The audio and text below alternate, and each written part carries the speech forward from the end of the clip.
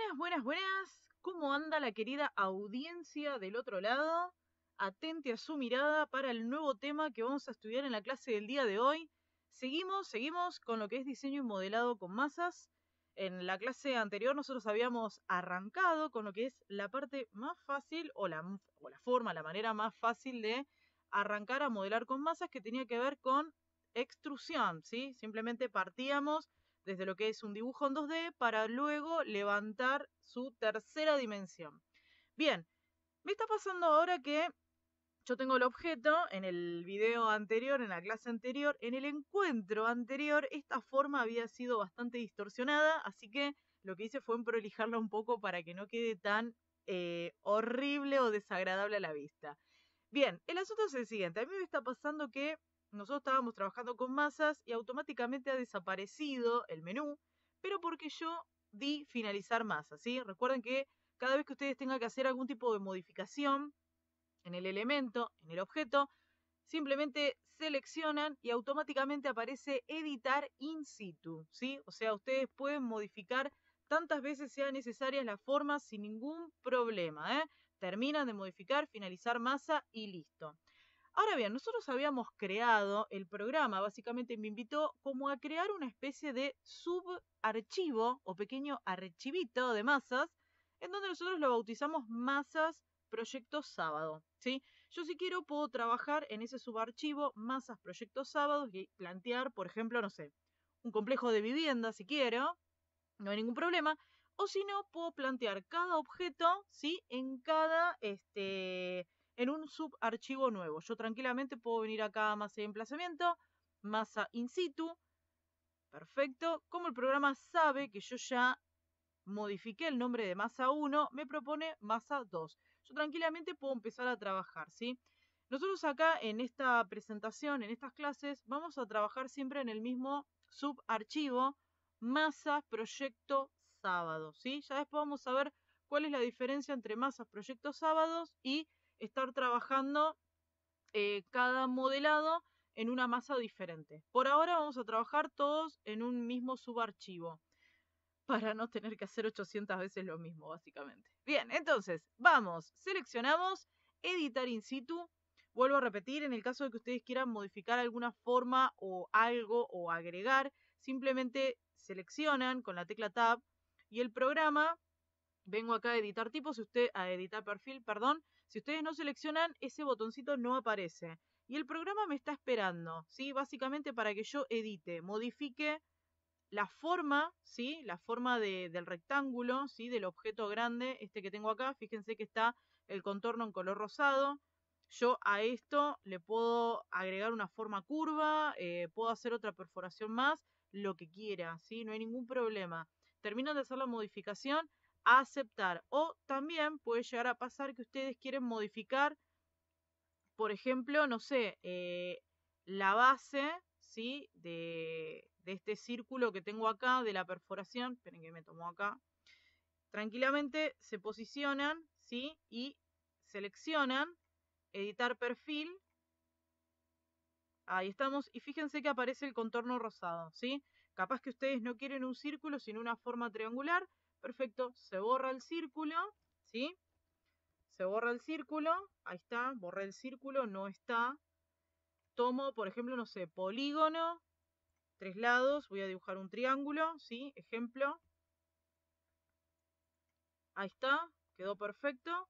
Entonces le doy a aceptar y automáticamente queda la forma triangular, ¿sí? En este caso, a mí no me interesa que quede la forma triangular, quiero conservar mi forma circular, pero de esa forma ustedes pueden editar ya sea el corte, es decir, la forma vacía, o lo que vendría a ser en este caso la forma sólida, el rectángulo, este objeto, este prisma que tengo acá.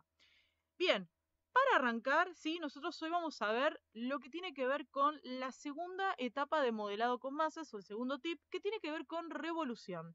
¿Qué es lo que yo necesito para poder generar o llegar a una revolución sin recurrir a la violencia?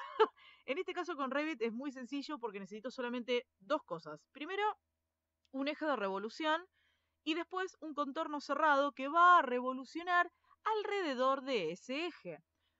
Por lo tanto, me voy a posicionar en el nivel número 1 de plano de planta. Vamos a trazar un eje, ¿sí? Un eje con una línea continua, una línea recta, ¿sí?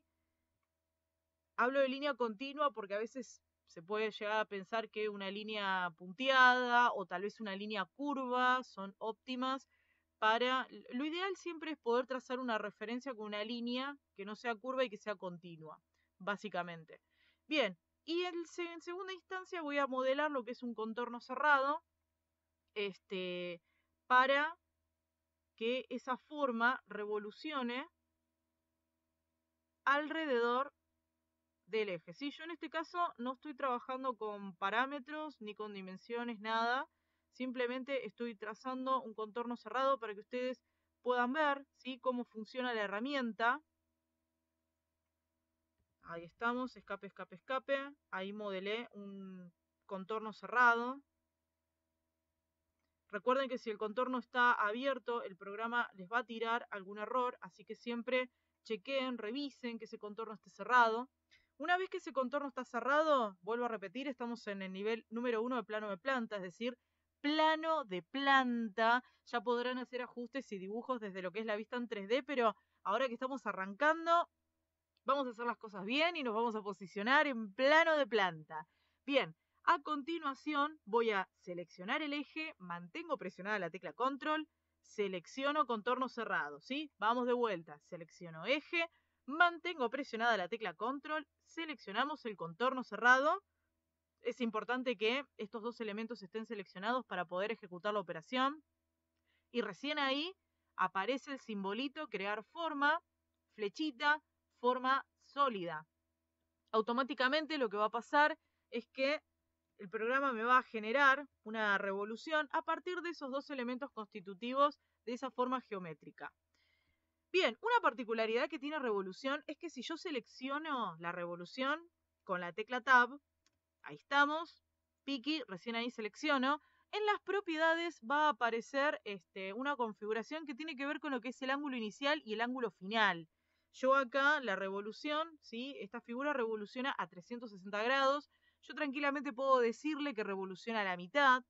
Por ejemplo, vamos a tomar aquí, ángulo inicial, aplicar, y revoluciona, ¿sí?, al 50%, a la mitad.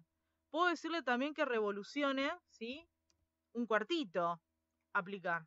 Y ahí revolucionó un cuarto, ¿sí? Detalle a tener en cuenta, el ángulo inicial siempre tiene que ser menor que el ángulo final, por una cuestión de posición, ubicación y obviamente ley geométrica, porque si no se intersectaría una forma con la otra y ahí estaríamos teniendo problemas. El ángulo inicial, ¿sí?, el ángulo inicial siempre tiene que ser más chico que el ángulo final, ¿está bien? Y siempre para poder configurar el tema del ángulo, es importante que ustedes seleccionen la revolución en su totalidad. Si ustedes no la seleccionan completamente, no aparece la opción para que ustedes puedan configurarlo, ¿sí?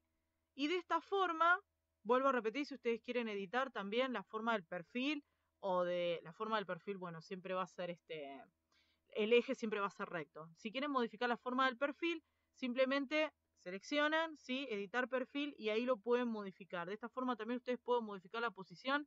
O sea, si no quieren que esté acá, quieren que esté en otro lado, también se puede trasladar. No hay ningún problema, pero es importante que seleccionen en su totalidad editar perfil, ¿sí? Y de esa forma siguen modificando y siguen adicionando otro tipo de alteraciones que consideren pertinentes. Así como yo en este caso expliqué revolución con forma sólida, ¿sí?, yo también puedo plantear, muy bien, una revolución con forma vacía. Es exactamente lo mismo, la única diferencia es que